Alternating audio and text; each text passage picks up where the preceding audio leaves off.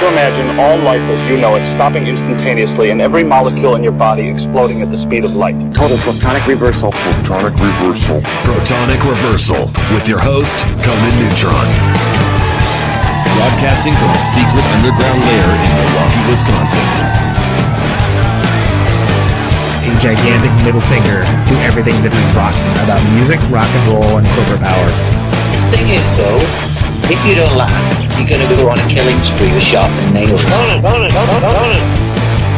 Confidence of a hero or a fool. I wasn't exactly certain which. Could not be more professional. It's only one I choose to devote my life to. That's okay. It means something. It means something. And they got away.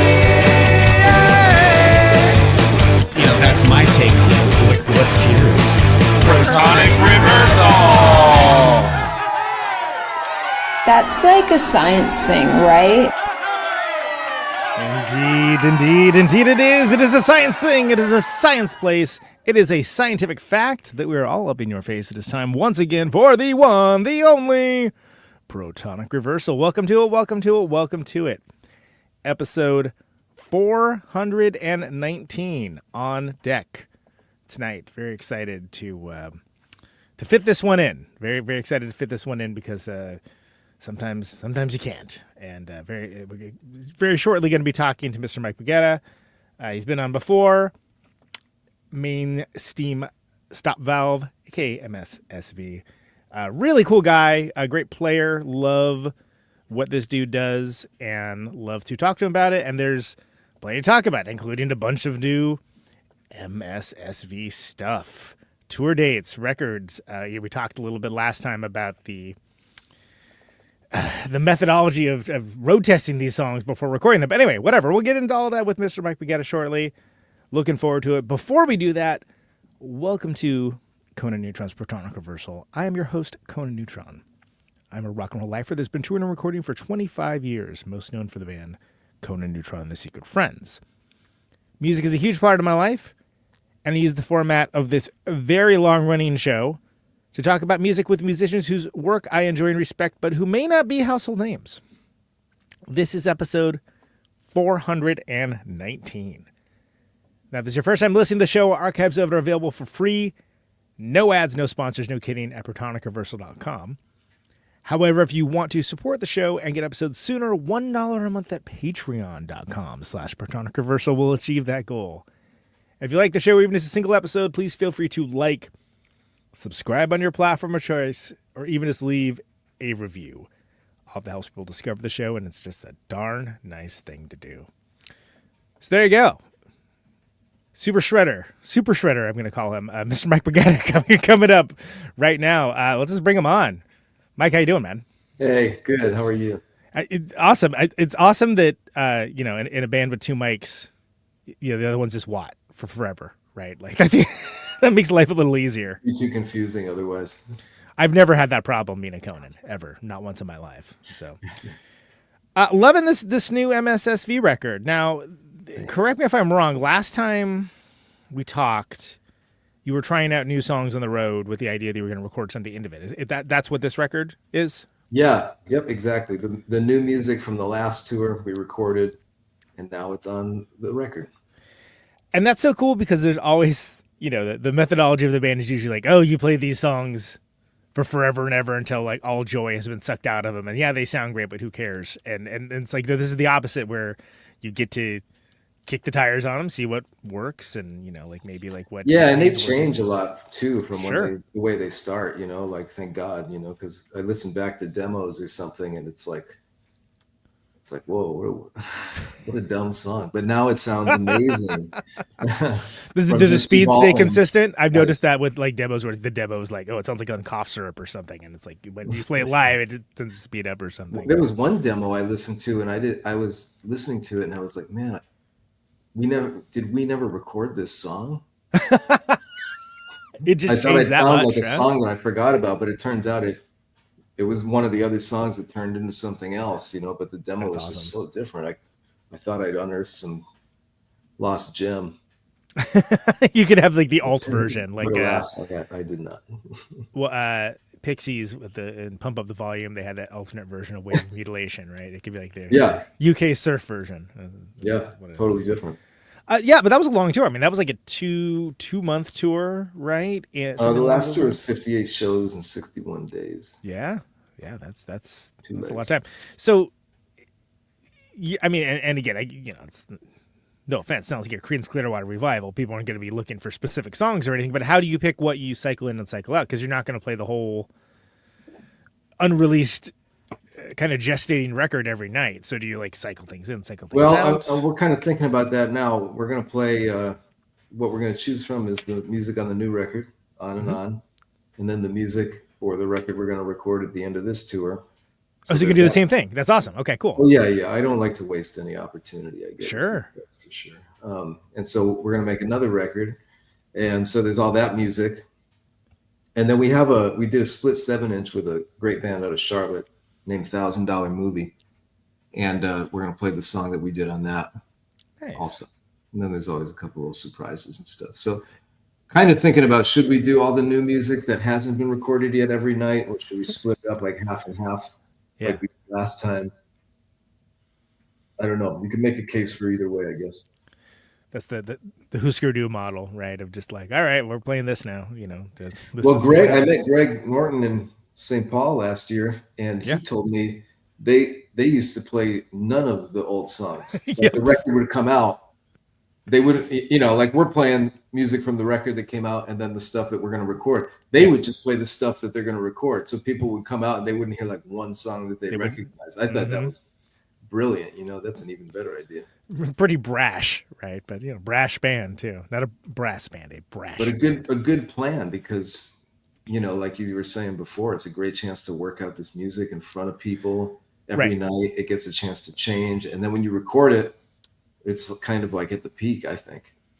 Yeah, because you're still going to have that fire of when something is new, but you'll be able to see like where the outlines are, what you can push, what you can change. Like you said, that is an evolving form, because songs, even songs that everybody loves, they usually change in some way or capacity, even if it's just dynamics or something along those lines, right? So hopefully. I mean, I think I know there's bands that play.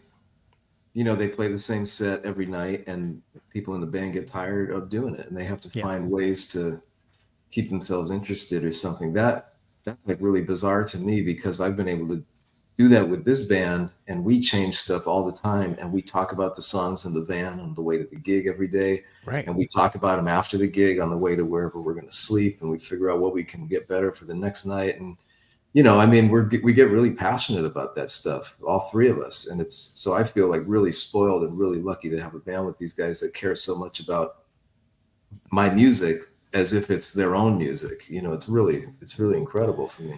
Well, yeah, everybody's engaging with the music as a living entity, not as like here's the Library of Congress, and it doesn't deviate from this kind of thing. That's true, but I think there's also guys that wouldn't. They just don't get as into it as the three of us do. Right. Well, and everybody's, there's a rich history with everybody in the band and their own bands and things they've done. I mean, I was worried with Hodges I wasn't going to be able to get to everything when I had him on. I was like, oh man, there's so much. Yeah, stuff. I know. He's right. He played with Chuck Berry. I know, right? I think I did miss that one. I was like, well, yeah. By the way, Jesus, Jesus H. Christ, what has this guy not done? I always ask him about that when I see him. What's that like? Yeah, that's pretty great. Well, but everybody is coming at very thoughtful, and I think it works well too, because the music tends to be kind of boundary pushing in a way also. So if everybody's actively engaging with it and treating it as like a living entity, then there's always going to be the excitement of like, all right, what the heck's going to happen next? Cool, let's find out together. And they know I wrote the music just for them to play. Yeah. In mind too, the way that those guys sound and the things that I've come to know about their sound or think I know about their sound, or they can prove me wrong, or things that I think would be cool for them to try that I think maybe they haven't, and they put their own take on things that. It's really like they're both incredibly generous, and it has helped me have a great perspective on what it means to really collaborate with people. Yeah, and it's been cool to see the evolution of it as its own entity too. Like starting off with the record with Keltner, right? And kind of then it is just Well, that was totally different thing. That wasn't mainstream stop ballad. correct, but that's I know you get that a I'm lot. only I know joking on you because this is like a thing that everybody gets wrong, and I always try to make sure that the disinformation in this country stays at a lower level than it is. I think I did screw it up with you last time, so you're right to know. But as far as like the collaborative effort, you starting with the record with Keltner and Mike Watt first, and then MSSV, Mainstream South Elf, kind of becoming its own thing after that, and then that evolving as not just like a recording project, but an active band that's like doing stuff, that's playing, that the songs evolve and change. You're bringing stuff in, there's like, let's throw in a Stooges song, let's do the Pink Room, let's throw in like these kind of cool things that are just treats for people. And if you know, and if not, you can still have a good time with it. Ain't nothing wrong with that. Yeah, and really. Yeah, that first tour was really fun for me. I mean, we just didn't have enough music. Well, so yeah. So Watt said, "Hey, we could do these couple of songs from Engine Room." Contemplating the Engine Room, his first opera with Hodges and our buddy Nels Klein. And of course, that record's like a touchstone for me. So I was like, let's try a couple from that. And then Hodge bringing in the Pink Room from his stuff with David Lynch. And that also another big, heavy thing in my musical life to have found early on. There's a record. I try to tell everybody about this record because nobody knows about it. And it's incredible. Speaking of Hodges with David Lynch, and everybody's thinking about David Lynch right now, which is great. But when they did that music for Fire Walk With Me, the band that they had, Hodges and Don Falzone, and they had a guitar player friend of theirs come up, right? And they made this record. I don't know if it was the same dates. I get the story confused. Or it could have been recorded a little later as a supplement that never got used. But it's a whole album called Fox Bat Strategy. Yes, and I think it's under David Lynch's name, but it's that band.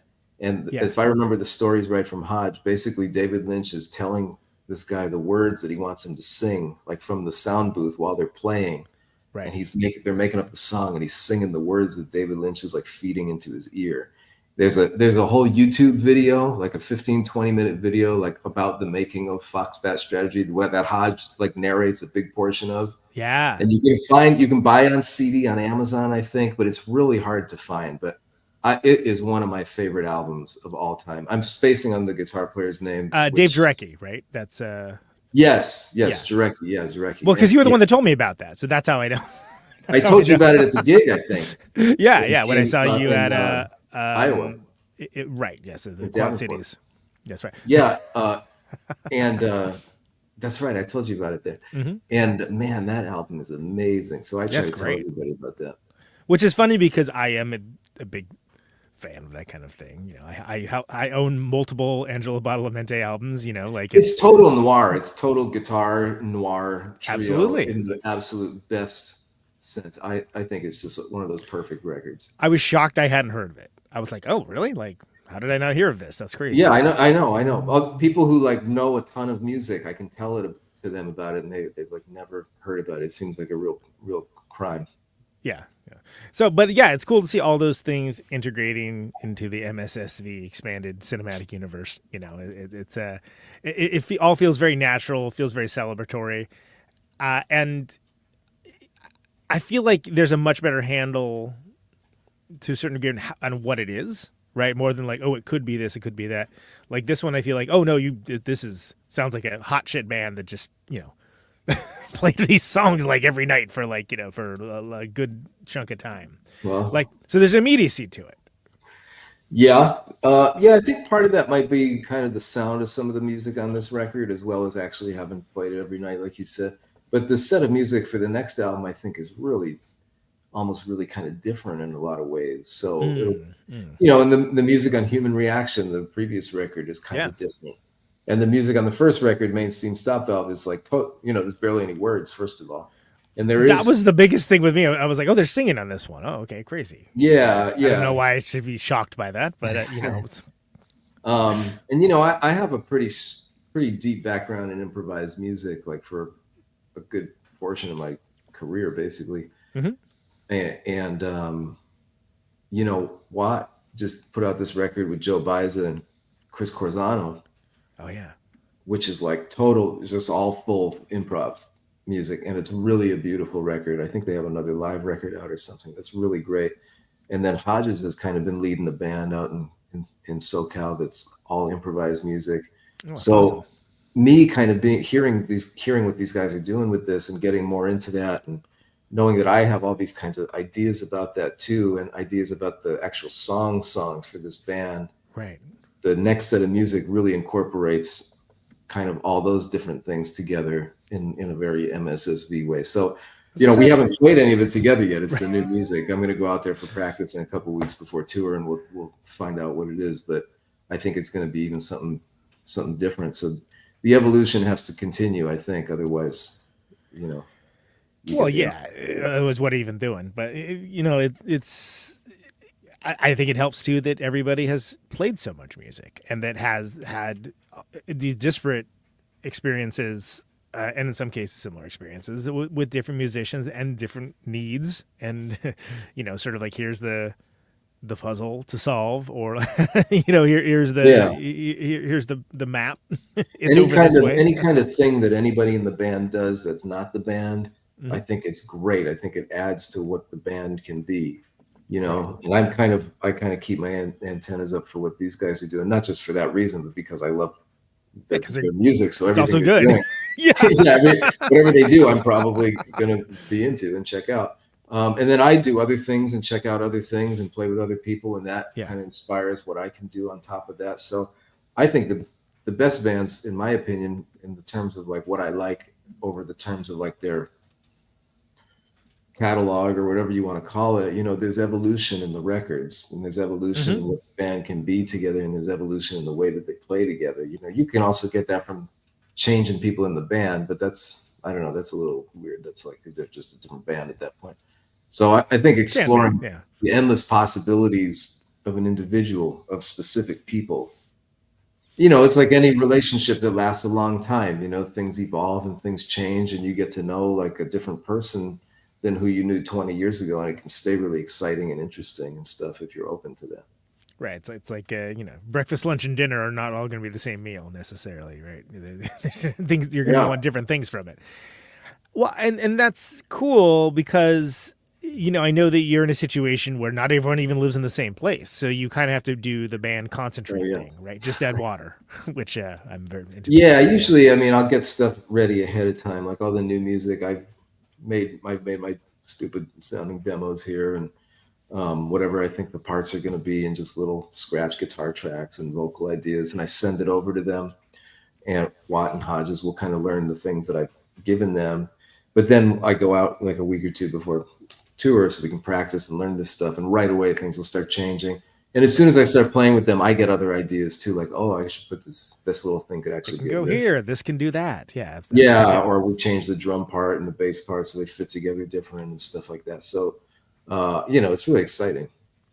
Well, and that's also the difference between basically being a solo project and being a band too, is there's people are getting they're not there because you don't like what they do. They're there because you like what they do, and everybody's adding to make a cohesive whole. Exactly. The sum of the parts become more than the parts themselves become something. That's what I always liked about bands. I thought when I first was starting out, or even just listening to music as like, little Mike, I just thought bands were like, they'd been friends forever, and that's why they were in a band. Like, right. Yeah. Oh, like Led Zeppelin, obviously they all went to like middle school together, and then that's why they're a band, or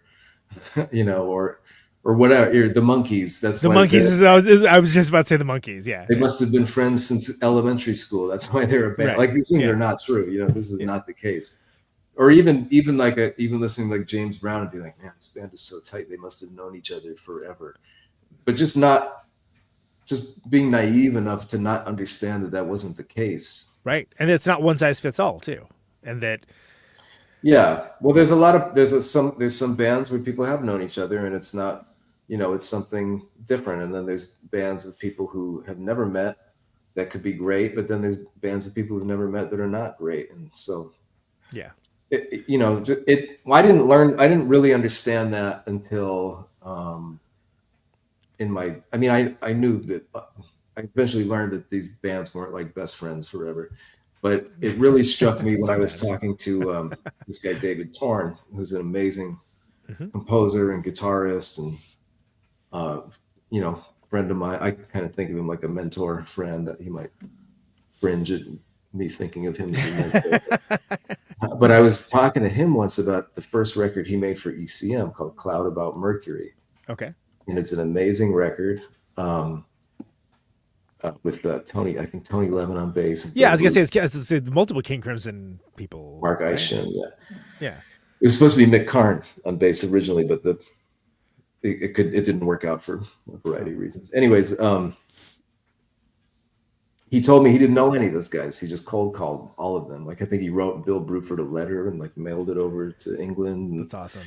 He called him like 3 weeks later when the post arrived. It's like, right. Did you get my I remember letter? just hearing this record and again being like, man, this is amazing cutting edge music. These guys must have known each other forever. Yeah. And he was like, oh no, I didn't know any of them. Yeah. In fact, I didn't know Mick couldn't play bass until like right before the recording. I had to get somewhere and I asked Tony and I was like just sitting there going like, what? The thing I thought was, but that's a really good sounding record. Right. Then I asked Tony, Levin, have you heard of him? But the striking thing was that it wasn't like kind of blasé music. No, not at all. Yeah. My impression of like when you cold call a bunch of guys to put a band together, the music is going to suffer. That's just in my mind what it had always been, because I've heard a lot of things like that. Which is kind of clinical, or people are just sort of being too careful maybe or something. Well, I don't know. Or you're playing the name game and you call people because they can help the record or whatever, some nonsense. Yeah. Thing. Yeah. But when he told me that, the first thing I thought was, but that's an amazing record. And so then in my mind, I was thinking like, so it is possible to make a great musical document with people who you've never met. Yeah.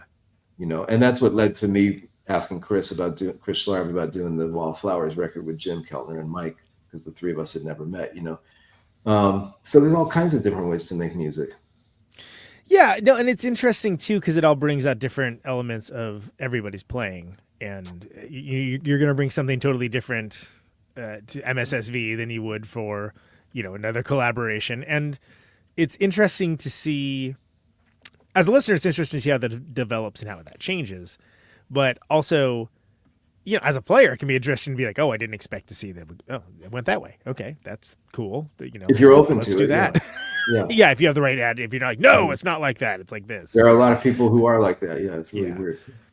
And and again, there's some people that they're going to be the clinical tactician, right? They're just going to be like, what is it? These are the notes. Great, here it is. Sounds like this, and then they're done. But then again, people who are like that, they can do all kinds of things I can't do. So right. Well, exactly. It's not one. It's again not one size fits all, right? But and then you have people that can do both those things. Like they can play like whatever, and like, okay, but also what if we tried it like this? Like that whole try it like this thing. Oh, that's cool. It swings a little more now, or like whatever. It's got like this kind of accent or syncopation or whatever. It's such an important thing in practice together is having time to try stuff. To try stuff. I mean, having time in the arts, or actually really in anything, cooking or whatever, having time to experiment and to like play around and to get in the sandbox or whatever you want to call it. It's so important. I think about when I practice guitar, every day or whenever I can get to it. It used to be a thing of scales and arpeggios and picking, and there is still some of that now because I had never been like a really good technique kind of flash kind of player, Okay. Technique to me is being able to play what you need to play. Right. Okay. But there's a school of instrumental like technique about the things I see what you're able saying. to do. Those are the things that are always like very hard for me to do. Sure. Like I can't alternate pick to save my life. It's you have the thing that you do. Yeah. I mean, I hold my pick backwards. You're supposed to hold it like this, and for whatever reason, I learned at that angle, and it's actually probably bad for my wrist, but it's hard to change. Well, look at like look at Greg Sage, They came up with the crazy way of playing, just like I how know. he was holding it. No one told him, "Oh, you don't do it that way." And so, Well, that's it's part of style. it. Yeah, yeah. And look, and wipers is a huge thing. Yeah, For absolutely. me. But what was my point about something? So Anyways, technique is what we were talking about. We were talking about technique. Oh no, we were talking about time to explore. Yeah, And so exploration. now when I practice, I mean, I have this tour coming up and the new music. Like I'm going to practice that stuff, so I'm very comfortable with it, of course. Right. But then the other time is just sort of sitting there with the guitar and sort of trying to just find stuff or just playing different things that, oh, that's interesting. And all I do is I put the voice recorder on my phone. I use it like an old little tape deck. I just hit record. Yeah. I play the 10 seconds and then I stop it and it's in there. I don't worry about it. It's just in there for some other day to go back to and figure out if I want to. Or the same thing. Label with, them? lyrics. Do you have like a nomenclature system? That, like how do you track that kind No, it's recording. I'm up to it's like voice memo 217 or whatever.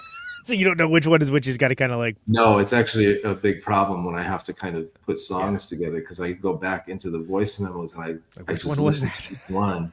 Right. And yeah, and so okay, here's what I do. Okay, there's a record coming up. I know I have 35 ideas in the voice memos that could be songs.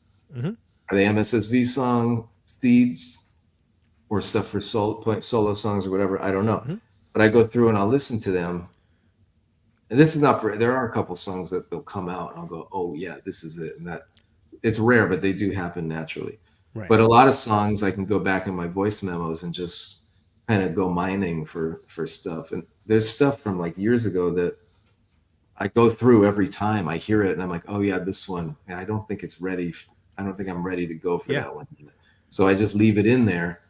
But if I didn't do that, it would be terrifying. It would have nothing, Have you ever had the thing where you listen to it and you're like, well, that sounds like me. I'm not entirely certain. What was I doing there? Like where you can tell it's you, but you don't have a memory of actually doing it. Because that's how it cracks me up. I might not have a memory of it, but I know it's me because it's my phone, my voice memo. Well, someone's sneaking in and writing licks and recording them on your phone. Yeah, right. I wish, yeah. No, but I can hear it too. I can hear the sound on my guitar. And yeah. Things about kind of the language or whatever, what I play. And so I can go back and try to figure it out. But there are some things where I think like, I don't know what I'm doing. And so now what I started doing is doing video. Oh, so you can see what your hands are doing. Sure. Yeah. So it's instead of hitting voice memo for 20 seconds, if it's something that's a little more like arduous playing wise, I'll just turn it and hit the video and I'll say, okay, here's this. So I also have like a bunch of 10, 20-second videos also. Unsorted and unnamed. Yeah, of course. Because why make it easy on this stuff? Yeah, exactly. But but then you have like this whole catalog of stuff that you can go through when you have time.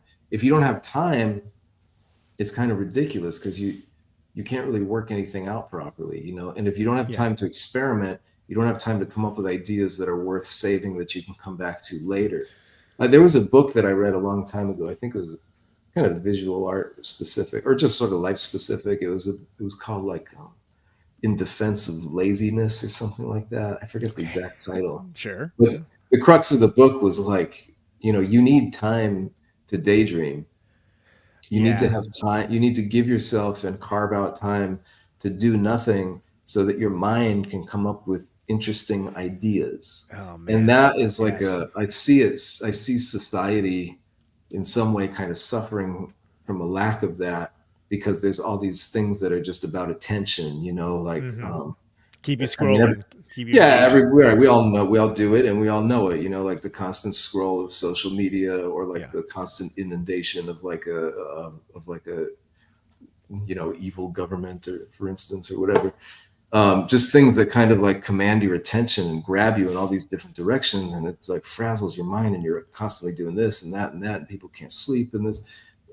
But then if you just shut everything off and you go into the woods and you sit there for 30 minutes, for me, that's just sort of like, whoa, this is like the best, vacation ever or something. And you can kind of reset a little bit. Like you can hear yourself, for lack of a better term. You can hear yourself. You can let your mind tell you things. Yeah.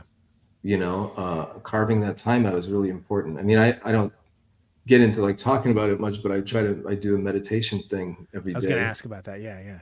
And, being able to do that is not really easy. You have to make time to do it, and there's time where I'm like, oh, I got to do this. I got to do that. I got to do this. I got to do that. But then I go, actually, if you give this 20 minutes to yourself right now, you're going to be so much more focused through the day, and you're going to have given your brain that space to sort of do its thing, which I've found like huge benefits, not only in my creativity, but also in, a lot of aspects of my life. Just day-to-day stuff. No, because it's the things that maybe you'd be able to do in like 40 minutes if you're just like running around doing them. But if you just take that moment to pause and sort of like let yourself reset, then it's like, oh no, this is the way forward is very clear. And that only took 20 minutes or something along those lines. Or maybe it took 40 minutes, but you weren't stressing the entire time too. You weren't like making. I don't really deal well with distraction. I can't do a lot of things at once. And the older I get, it seems like the less things I can do at once. Sure. I'm down to like one now. But, one if you're lucky. Like my wife, for instance, she can do like 15 things at once, and she'll do them all great. And she's doing this and that. And she's talking to me about something I can't even I thought we were talking about something else. And then before I know it, there's all these like things that she's accomplished. And I'm sitting there kind of just trying to still focus on this one task. So everybody's different. So I'm only talking about for myself, but these things have been really helpful for me, Well, and it's all about finding the methodology that works for you too, right? And I think you're so important, and especially in times of great distress, we'll say, people do find themselves overwhelmed all the time, constantly. And that's the point. The point is to be overwhelmed so that they can, sell you something and or just steal your data and sell it to someone else. But who are you talking about?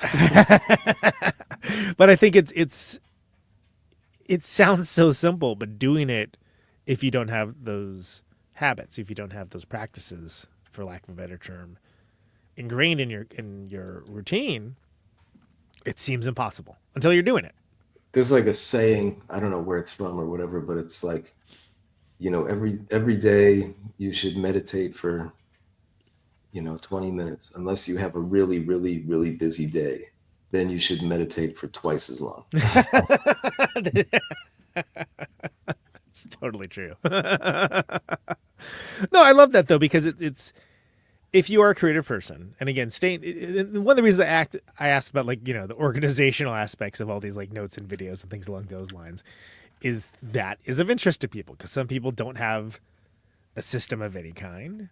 Some people like the idea of wait, I would record this. Like, it just never occurred to them, And it's like, you could use these tools. You can use these as things other than these little spying devices that we all carry around. Well, I used to have a little tape recorder, like one of those old Radio Shack tape recorders where the tape goes in the top and it's got the 5 buttons and the speaker and the microphone are built in. Those were great. Those were great because you won't know why those were great. Not only were they fast and the button was right there and you could play and stop it, but you knew it was going to break eventually. Either the machine was going to break or the tape was going to break. Tape was. Right? So you had to kind of like put it down, and then at some point you go, boy, I better write these down or something. Or better do something while there's still an archival medium. Now, like I have the voice memos on here and stuff, and I worry I could lose the phone, but I think they're in the cloud because I can look at them on my laptop too. Yeah. So that's the advantage to cloud storage. They're kind of around, I guess, but that immediacy of the thing, like, oh, this is going to break, I should write it down. Like that's gone. Do you ever have the thing where it's like, oh, it needs to do an OS update and there's not enough room? Do you ever have that thing? Asking for a favor, definitely not for me. Yeah, and it's because I have too many videos and pictures, and so then I have to put them on. So then I have the hard drive here. Right. So there's a lot of stuff, but I mean, I started doing this because I realized that I would forget things. Like I would wake up, that thing in the middle of the night. You wake up with an awesome idea. Oh my God, what a great song! The bass part, and the words. Yeah. Oh, I'm as soon as I wake up, I'm gonna do this. And then you fall asleep and you wake up and you go, all right, let's go. I'm ready. What? What was it? How did it go? It kind of sounded like this. So heartbreaking. That is so really bad. And the worst is when I was gonna say, for me, the worst is like you remember enough of it that's like, I think it was kind of like this. Is like, oh yeah, except for this is terrible, and what I had was awesome, but it's like some. copy Well, of a there's copy that. of a copy, Yeah, there's that where you think it's a great idea and it turns out maybe not to be, but at least you tried it. Right. I've also had a great idea and then I wrote it out and made the song and then I realized it was a song that already existed that everybody knew. That's And always then, a danger and too. then Sure. if you don't write it down or you don't record it, you forget it and it's gone Yeah. forever. And then you can't figure out what it was. And that's a real heartbreak because it's Yeah. like it's just you'll never know. And that's maddening to me. So I used to have a notebook by the bed and you'd wake up in the middle of the night and I'd just write down an idea about it or something, and that was good. And then I'd have a tape recorder and I could sing something. But then they had the little tape recorders and I'd have that in my pocket or the digital recorders and The stuff. micro cassette and Just so you can record it in. Yeah. Now the phone's everywhere, so it's easy to do. But I mean, I just started doing it because I got tired of like thinking I had a great idea and not being able to remember it. Right, because the you that's awake and in a position to be able to do something with it is not the you that was having the idea. Like you're in like a some kind of liminal state between consciousness and unconsciousness, and sometimes which is a great space for ideas. Absolutely, but it's not a place you can easily get to, or even if you do, maybe it's not there anymore. Maybe it's something different now, and like that's fine. But just record it. It takes 10 seconds. Right. We have the ability to do so now, right? And that's I find that fascinating. I may do that myself also, and you should. I try my best to at least give it a name of some sort. Even if you don't, you've got it to go back to it. That's the key thing. And my favorite thing is when autocorrect just starts like, "Oh, you mean this?" and it's like, "No, I don't," but whatever, just save it. So I'll come back and be like, "What is like?" It's just like it's like word gumbo, but sometimes it can be kind of cool. I turned autocorrect off because I kept getting these things where it would be like different words, and I knew I typed the right thing. Yeah. And now sometimes it's just gibberish because it doesn't change it into anything because the buttons are too small or whatever. But I can actually decipher that better than just different words. Right. Yeah, it's funny how I don't know. It's funny. It's all of these things that are meant allegedly to help us have ended up just modifying our behavior in sometimes negative ways. Yeah. I mean, there's good and bad to everything. Oh, there's definitely some good to it. Don't get me wrong, but we're here to talk about the bad. No, I'm kidding. Well, tell me about so the new record's On and On. Are you interested? Are you down to kind of just go through song by song of the record? I can bring it up and we can talk about each one of them. You can tell me a little about each one. Sure. Cool. Let me pull it up and we will do the exact thing I just said. Okay, so title track, On and On. Tell me about that song. That song I wrote for one of my cats. His name was Duke, and he was an older fella, and he was kind of getting ready to leave his physical self. Right. And so I was feeling about it, and so it's kind of this song about how things don't really end. The cycle of things kind of just continues, and I kind of wrote it as a way to remind myself to feel okay about that type of thing. And then, of course, the more the song develops, it's kind of about everything like that, sort of the interconnectedness of like the cycle of things, which actually is a lot about what the whole record is as a whole, and something that's become kind of really important in my life too. So you even have that kind of stop, and then it kind of comes back at the end too. Talk about a cycle, right? What do you mean? In the song, like how it's kind of like you kind of bring back the original riff. I don't know, the original figure. The riff comes back later in the song. Yeah. It's no one's done that before. Well, okay, sure, but come on, Baggetta. All right. One thing I can tell you about the record, though, is that if you get the vinyl version of the record, it's actually it's totally different than if you just buy the tracks, because we did a lot of improvised stuff in the studio. And then I sort of turned a lot of those things into these kind of interstitial music that joins the tracks together. Oh, cool. And just Okay. play over each other. So each side of the record is like one long track with all this sort of additional music you don't get from the digital stuff. And in that way, it's kind of playing up the sort of interconnected idea of everything in a very musical way for the whole album. That can be really cool. Do you know Thinking Fellows Union? Local 282. Familiar with that band? No, Oh, fantastic band. But they not were at often- all. Wow. Okay. They really stunning stuff. Like you should check it out. But a lot of times some of their records they would have little cool interstitial parts that were just maybe lower quality recording or whatever, just like a mic in a practice space. But the way it fit together just gave it a cool, unique vibe. That's kind of what I was thinking of when I was listening. Yeah, no, I love that idea. I mean, for this specifically, I asked Watt and Hodges if they'd improvise based on themes of the 7 songs that we had at that time. Right. And so they're taking the ideas of their parts from these songs and improvising those parts in different ways. And so when you put it in between tracks and you vary it up, you hear things that reference stuff that you've already heard, and you hear things that you won't hear until later. But you hear them in different ways than you'll hear them or that you have already heard. Right. No, that's cool. I love that idea. You talked about the liminal space before. I love that idea. You're down here now on my screen, so if anybody's wondering why I'm looking over here, that's why. So we can see the song titles. That's why. Yeah. And so that idea of like the liminal space, I always think about it as that space when you wake up from like a nap or sleep and you had a dream. Yeah. But you don't remember if the dream was a dream yet or if it was real, or you don't know if you're in a dream or if you're awake yet. And that time only lasts for like a second or like half a second.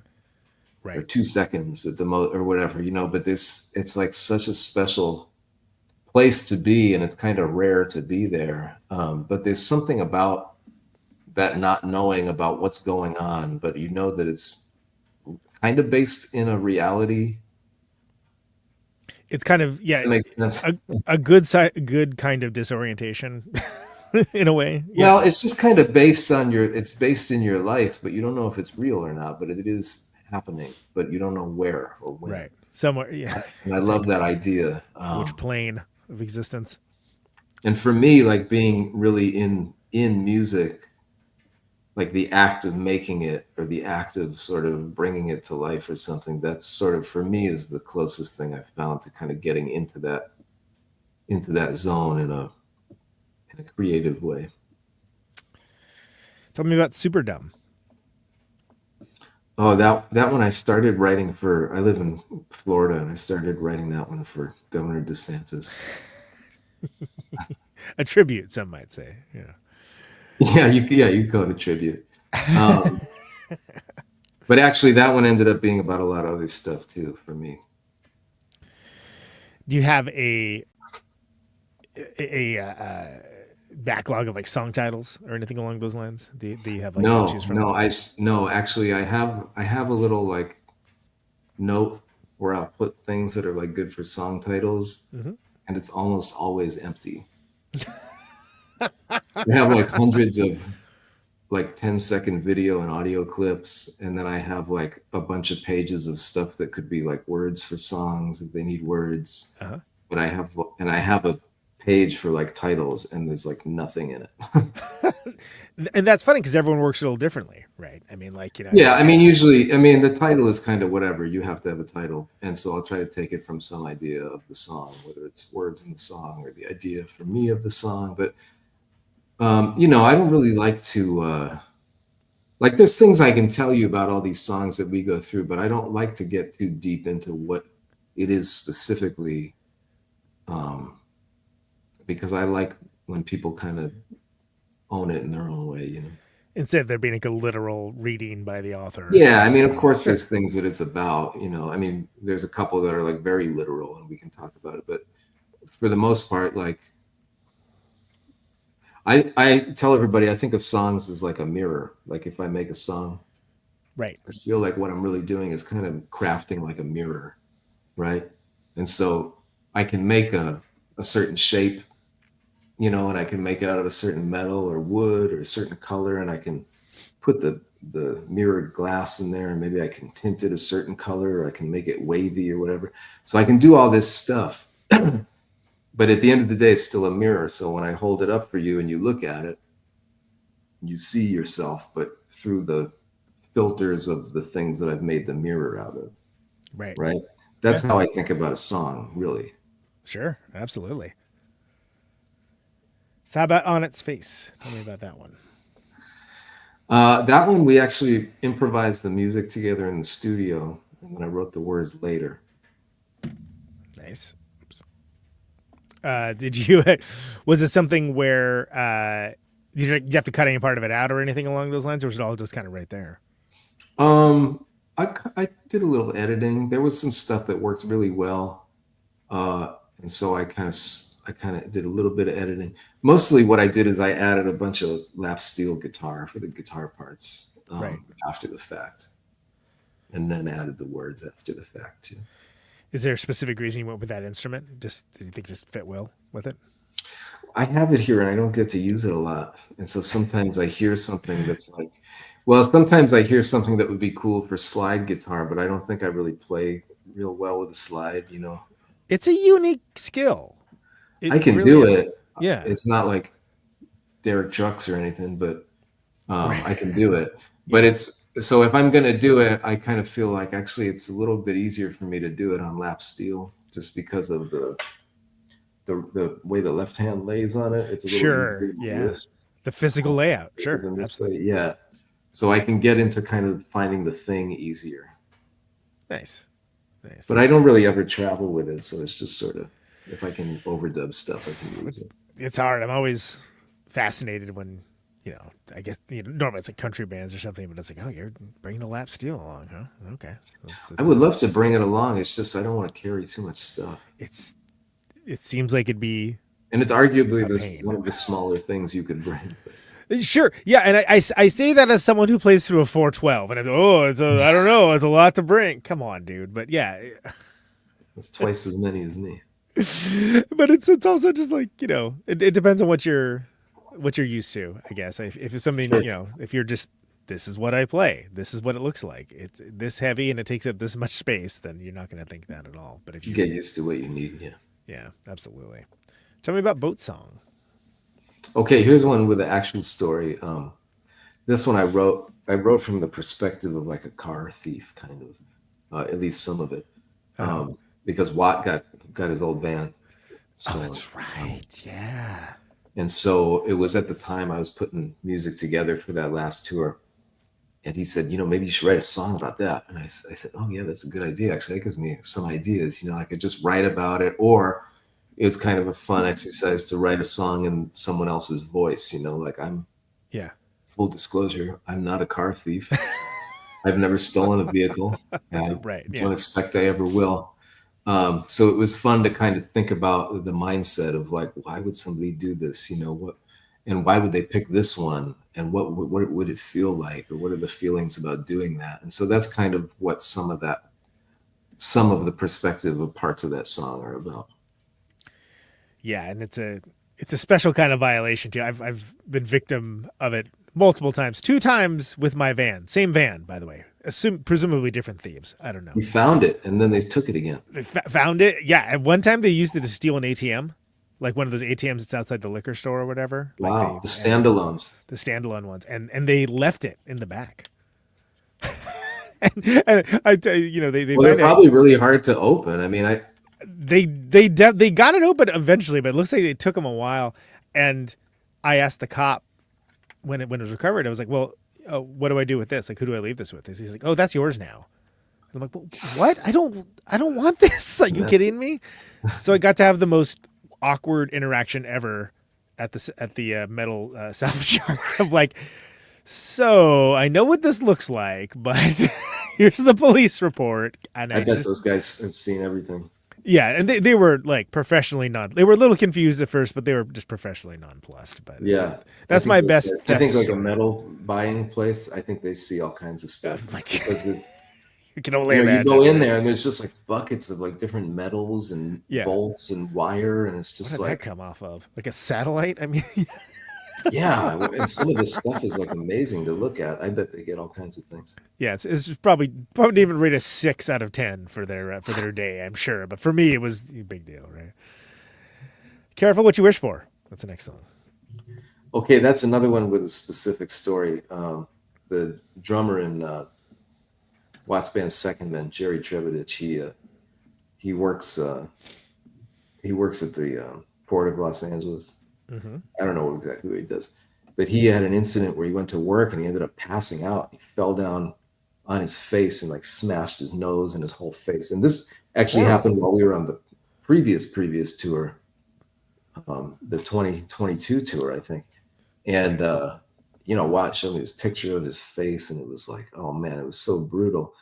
And I started thinking like, maybe Jer said somebody should write a song about this, right? So that at least I can get something out of it.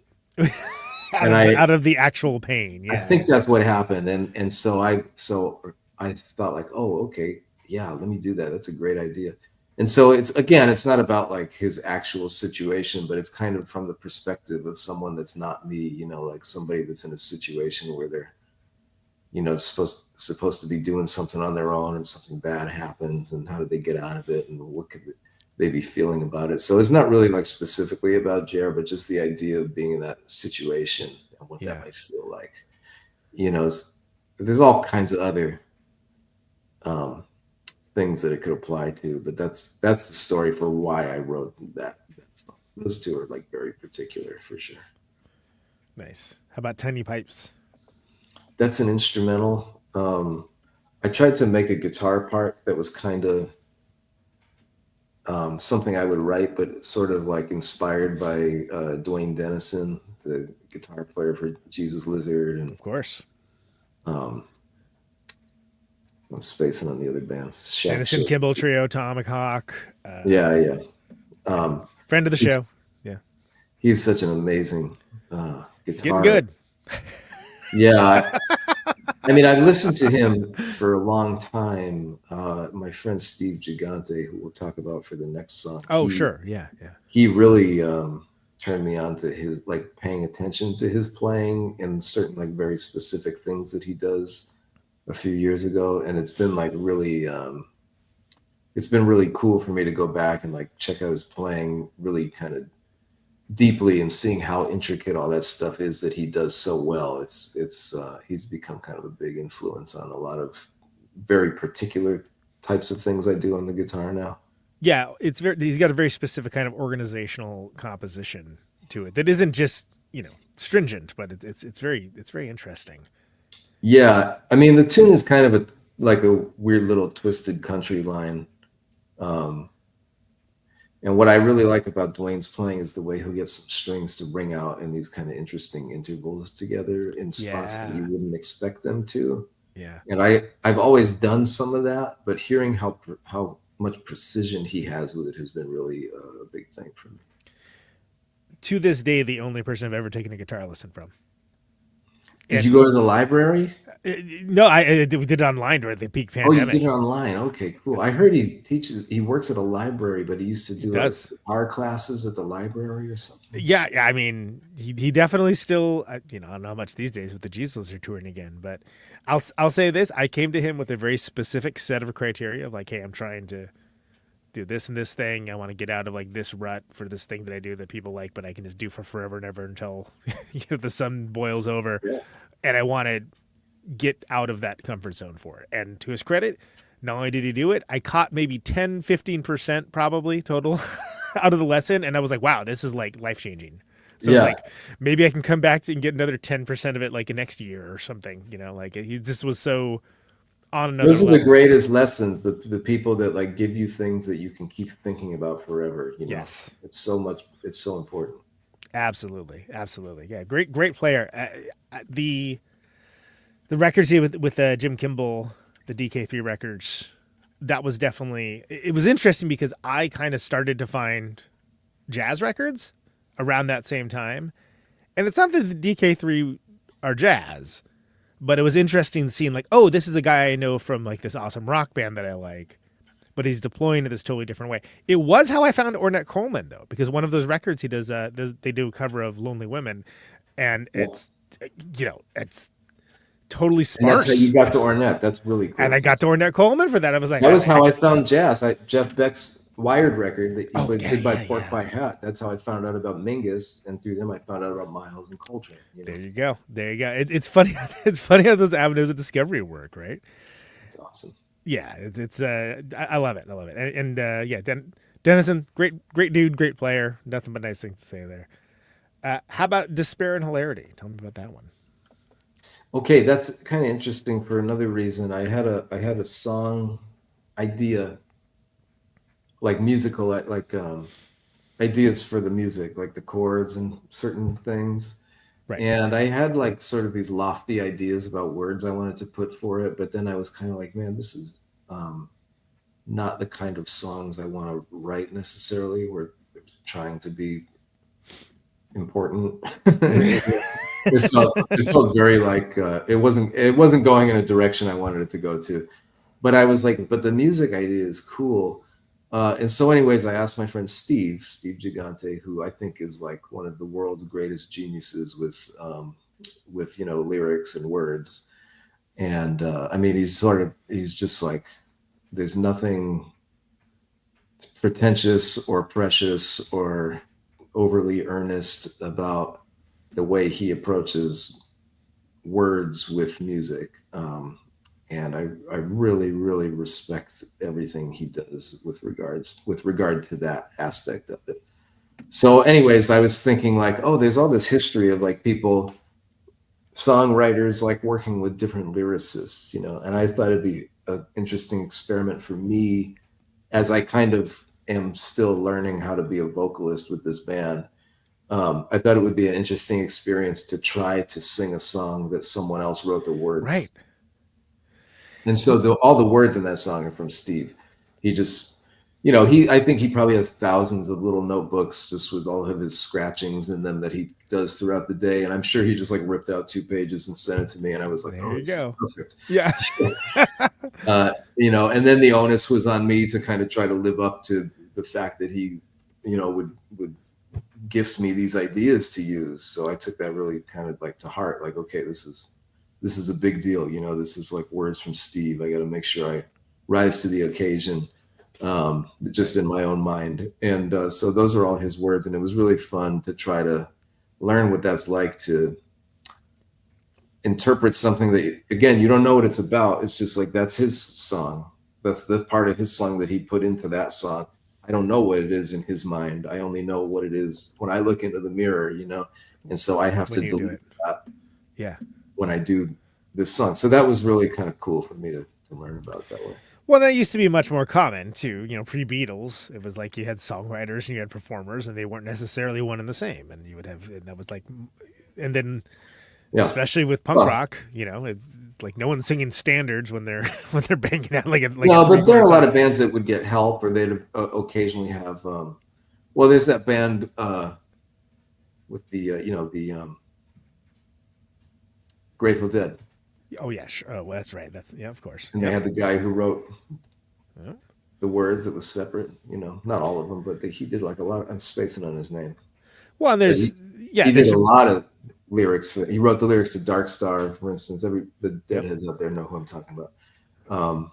And like there's Bernie Taupin and Elton John, right? That's a classic example of like a partnership of like decades where so they're out there, Definitely, I think it's just things. I always thought it would be interesting. Yeah, to just that exchange, like it's like, oh yeah, like, and do you do it like with somebody's quote unquote voice in mind, or do you just kind of, all right, here are the words, like you figure out where they go. It's also another way to get into that zone. Like I was saying, when you get together and do band practice, you get ideas from the other people, that are playing the music with you that you wouldn't get on your own, sitting in your own room, because it's just you and your mind. But if you're playing with other people, oh, this is another idea I can take home and use that, work with that later. You get words from Steve or whoever. Oh, this is giving me new ideas that I can work with later. So it's about me learning too. Yeah, and it's different kinds of stimuli too, right? Like something that stimuli.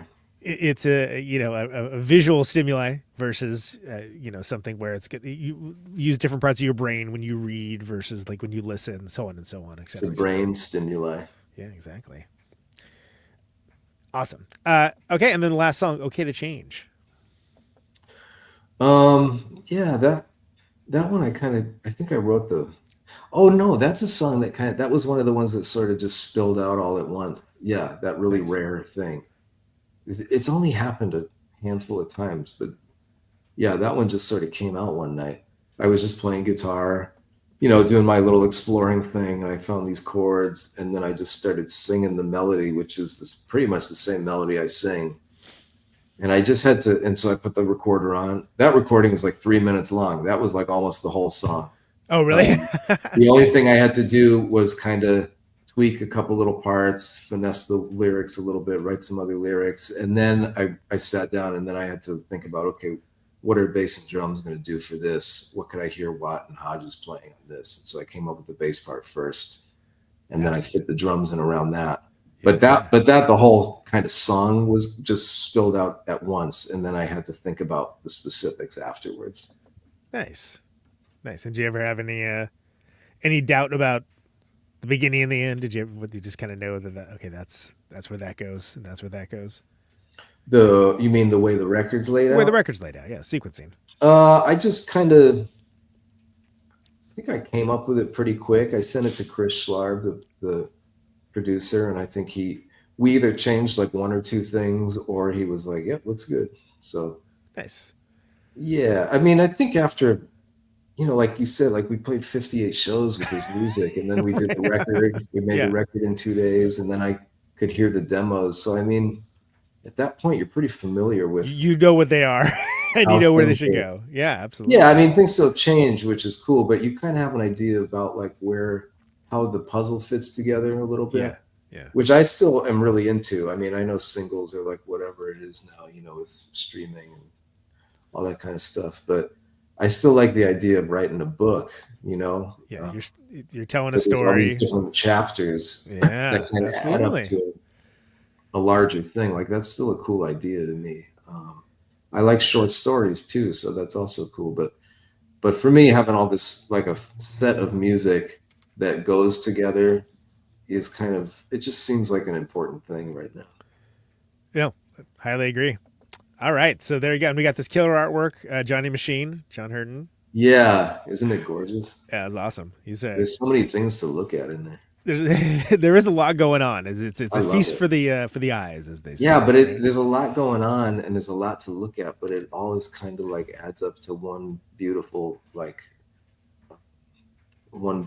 whole thing.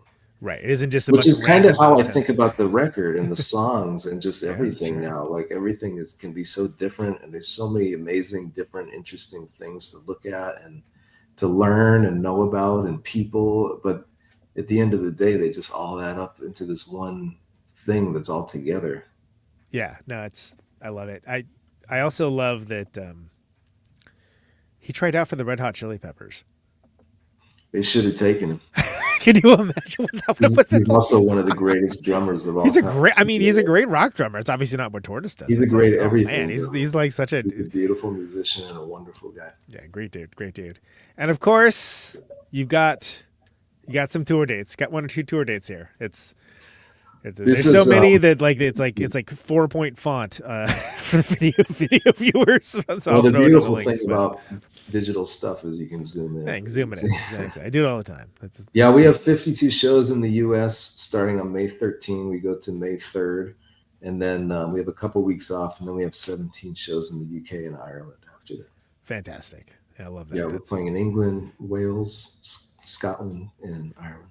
So cool. So cool. I love that. And yeah, there's a lot of opportunities to see mssv in 2025, and I suggest you take it because and none other than Davenport, Iowa, I was able to witness the band myself, and I loved it. Had a great time at that show.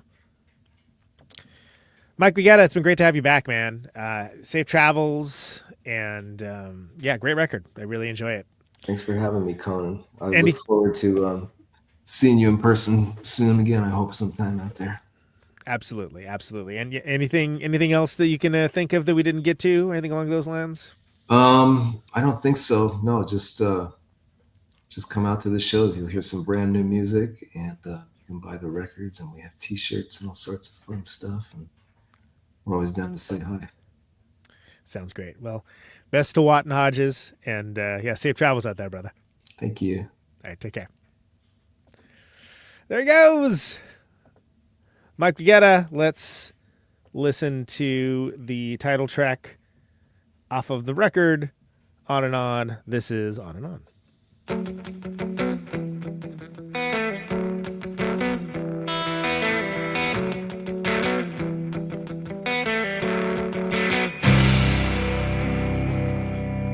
Spend life wondering just what to do. I wanna try my best, see what I can do. When the time comes, I'll still be next to you. 'Cause I never had a dream like what I live with you. On and on. On and on. On and on. On and on. How am I gonna know if I can never choose? I wanna stay ahead, I wanna keep it loose.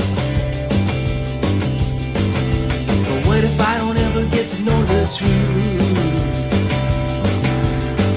Well, it doesn't really matter, 'cause we're gonna lose.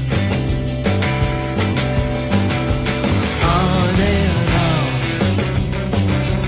All goes on and on. On and on. All goes on and on. All I want is a seat at your table. I help you over the bridge when I'm able. All I want is a seat at your table. I help you over the bridge when I'm able to be with you.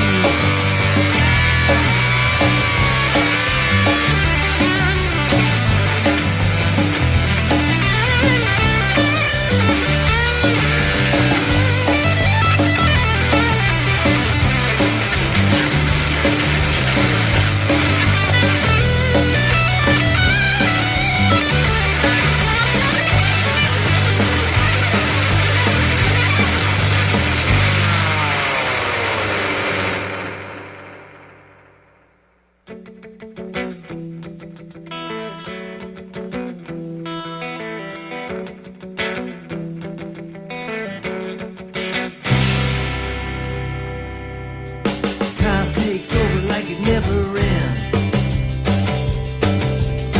I wanna leave it where it is, we can still be friends.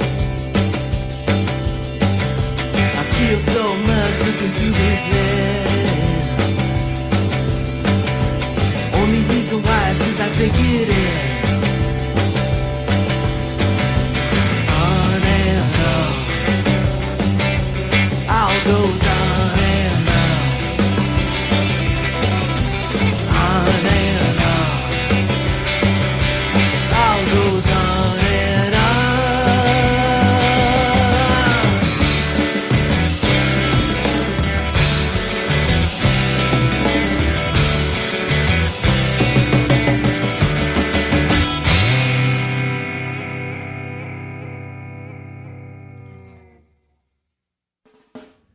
All right, there you go. On and On. Off of the record, On and On by mssv, Mainstream Soft Valve.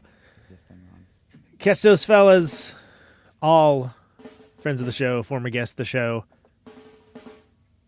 out on the road in the U.S. and beyond. Coming at you March, April, May. Very busy. They got a lot going on. And check out the record, mssv.bandcamp.com. You can pick up a copy there. It's awesome. And you can also pick up a copy. It's a Big Ego Records. Name of the show is Conan, Neutron, Protonic, Reversal. Thank you so very much for listening to it. The show airs Thursdays, 8 Eastern, 7 Central, 6 Mountain, 5 Pacific. Streaming live on YouTube. Podcast later everywhere.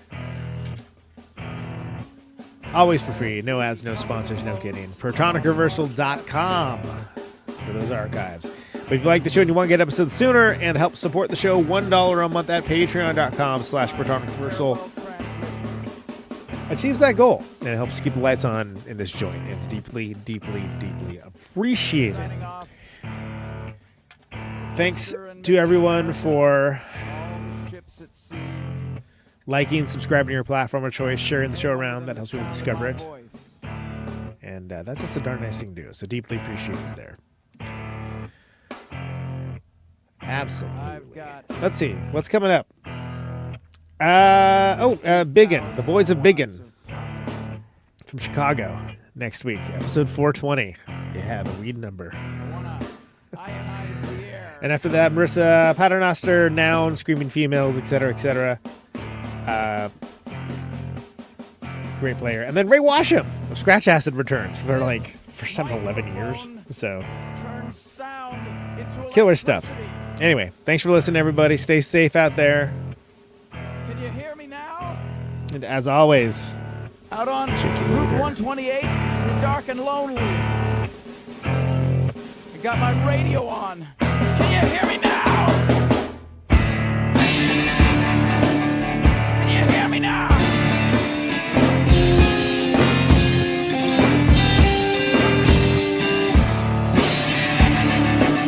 Can you hear me now? Can you hear me now?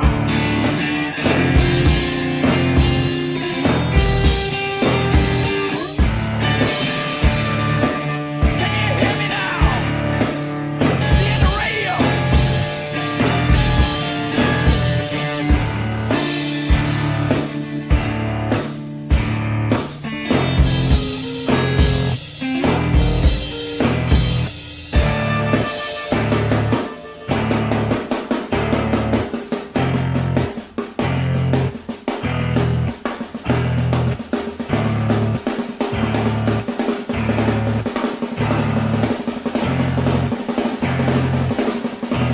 And that snare drum and that drum roll means we've got a winner.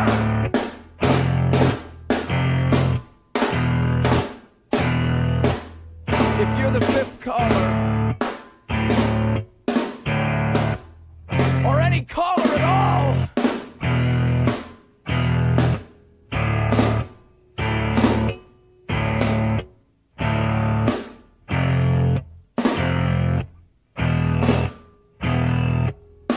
welcome to my top 10.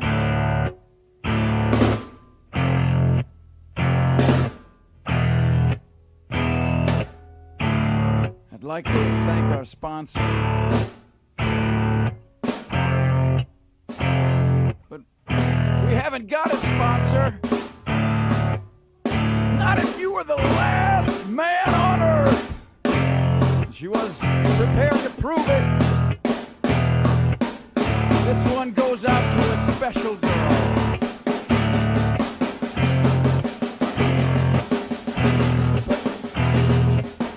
There is no special girl.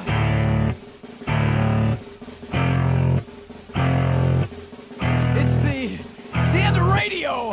The last announcer plays the last record. The last what? Leaves the transmitter. Circles the globe in search of a listener. Can you hear me now? Can you hear me now? Can you hear me now?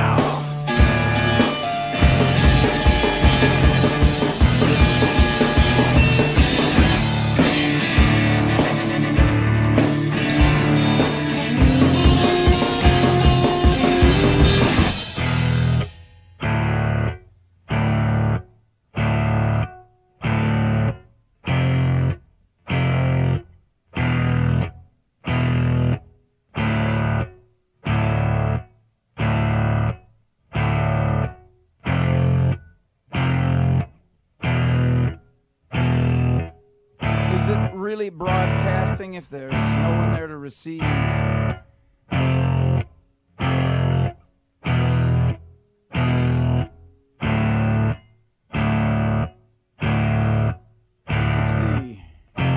radio.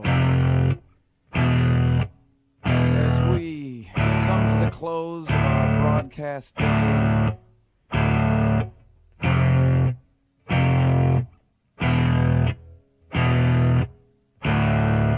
got my radio on.